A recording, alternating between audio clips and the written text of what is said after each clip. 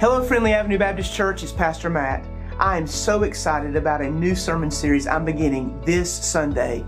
It's entitled Feeble People, and it's a series through the book of 1 Corinthians. You know, in my travels, as I've been in London, England, or in Russia, or in Israel, I've seen some churches that were built by people, and they were beautiful when they were built. They had many people who came to them, but over time, there began to be some wear on the architecture, and more people would kind of drift away from the church, and we would see those kinds of things, and I would just think, man, what would the founders think?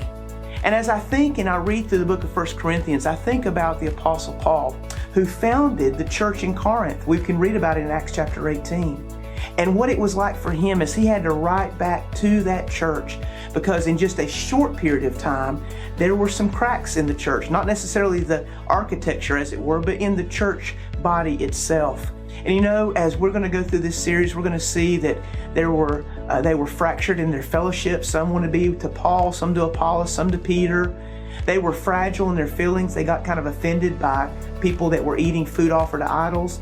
And even their faith was futile when it came to believing in the resurrection of the dead.